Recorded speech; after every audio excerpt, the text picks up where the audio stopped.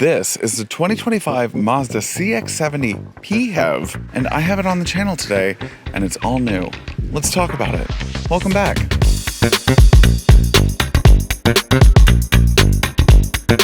Welcome back to Sparkplug TV. My name is Chris, and I do car reviews for literally everybody, not just car enthusiasts. Before I begin today's video, please do me the biggest favor ever and like this video, comment something down below, subscribe to the channel, and hit that bell icon so that you get notified whenever I drop a new video, which is whenever I can, typically on Fridays at 4:30, but whenever I can. Thank you so much for your support. Yes, well, last year debuted the Mazda CX-90, which is their mid-size premium 3-row SUV. It comes in an inline 6 and a turbo 4 plug-in hybrid. New for 2025, they have now released the 2-row version, which is now called the CX-70. And some of you might be balking at that, but it does make sense for the market because if you look at Jeep Grand Cherokees, they come in the regular and then they come in the L, and the same thing for the Wagoneer and the Wagoneer L. So this only made sense for Mazda to come out with two different versions of it. The PHEV version is powered by a 2.5-liter turbocharged inline 4-cylinder engine that outputs 189 horsepower by itself, that is then tethered to a 173 horsepower electric AC motor, combined making it an all-wheel drive drivetrain tethered to an 8-speed automatic transmission. The electric motor is powered by a 17.8 kilowatt-hour battery pack that apparently is supposed to give you 26 miles of total range. I've counted 31 miles on the car's computer, but in total, Mazda says that this can get up to 490 miles of total range, and a total combined output of 323 horsepower and 369 pound-feet of torque. It also has torque vectoring, it has a towing capacity of 3,500 pounds, it has a downhill assist, it has a sport mode, an EV mode, and not to mention a 17.2 kilowatt onboard charging ability. So you can charge this thing while you drive at a level 2 charging pace. That's pretty interesting. Enough chatting, let's take it for a spin. All right, before I get into the driving portion, I am still driving. This is kind of how I'm gonna run my videos from now on. But let's go over the prices. So this only comes in two different trim levels, the Premium and the Premium Plus. The Premium Plus starts around $55,000, closer to $56,000, and this is the Premium Plus for $58,000, closer to $59,000. Interesting that there's only two trim levels, because there's a lot of trim levels in the Inline 6 version, and there's really not a ton of difference between the two. I mean, you still get the moonroof in the base model, you still get the 12-speaker sound system in the base model. The only difference is that I don't think you get the 360-degree camera. Other than that, this is the black leather interior with a two-tone stitching, as well as, I think this is like some kind of tan color.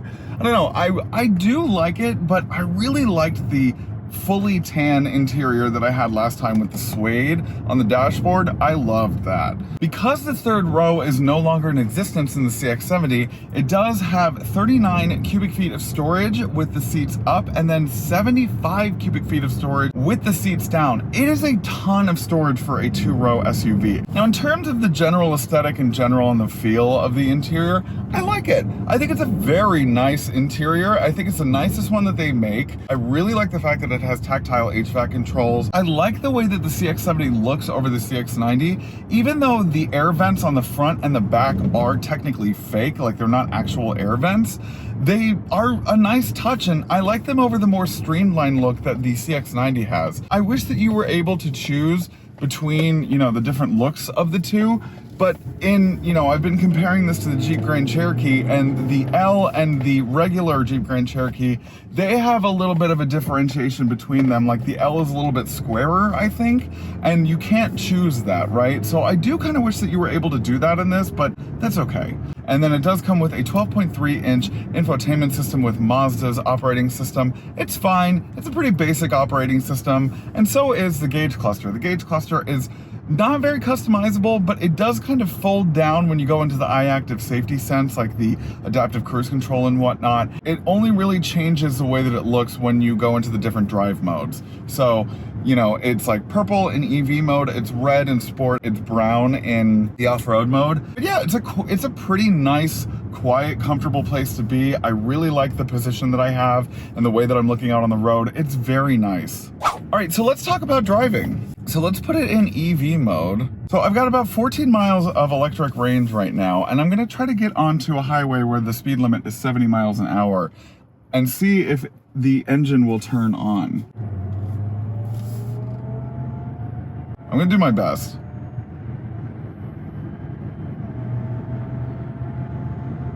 Well, it's still in electric mode and I'm going 60 miles an hour. That's impressive. Okay, it got to my preferred speed in electric alone, but it shaved off 3 whole miles and I maybe went 2/3 of a mile. So that's a downside to using the electric only, and it shaved another mile off. Oh my God. Yeah, so I guess that's a downside of using the electric powertrain only. But speaking to the powertrain, I think I prefer the PHEV version over the Inline 6. Now, my biggest complaint about the Inline 6 was the 8-speed automatic transmission. This technically has the same transmission, but I think for this application, it just works a little better.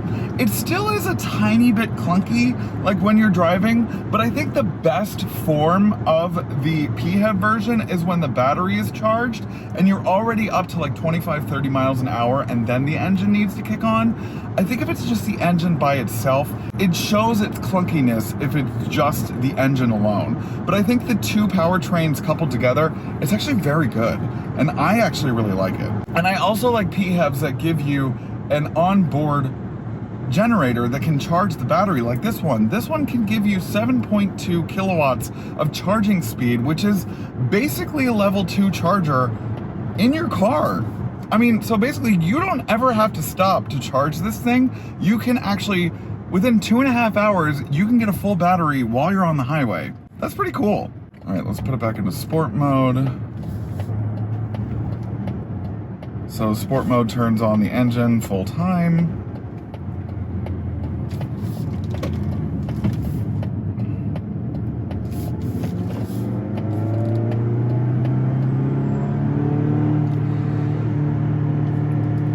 Yeah, you know, the thing about the CX-70 is that it didn't lose much in terms of weight or length. So it's gonna be about the same driving capability that the CX-90 does.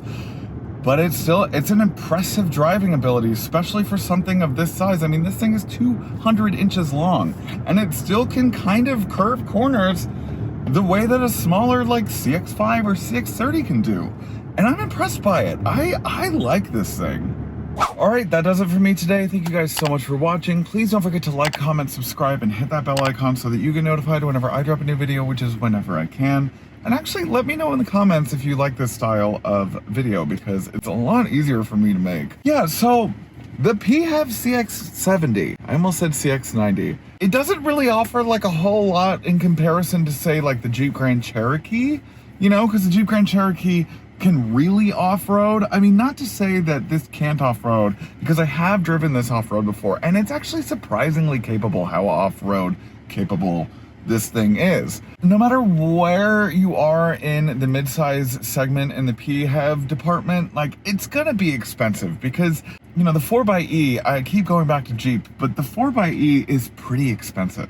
So an asking price of close to $60,000 is pretty steep for a Mazda and a PHEV in general. Am I gonna pay something like that for a PHEV? Not really. I'm probably gonna go like get a Tucson PHEV. Or like a RAV4 Prime. Well, those are kind of expensive too. Probably like a Prius Prime, if I'm gonna be looking at a plug-in hybrid. I mean, it's a nice interior, and it's a really, again, this compared to the 6-cylinder, I actually like this a little bit more. Because again, it doesn't really show the clunky nature of it. I like this one. I like the powertrain a lot better, and I like the interior. But yeah, that's it. That's really all I've got. So I'll see you next time. Bye. Hey Sparks. Thanks for watching today's video. Do you want more Sparkplug TV content? Then you can choose one of these 3 options. Right over here. The middle button is to subscribe to my channel, so please do that. Right over here. These 3. I can't see them in real life, but they're right here.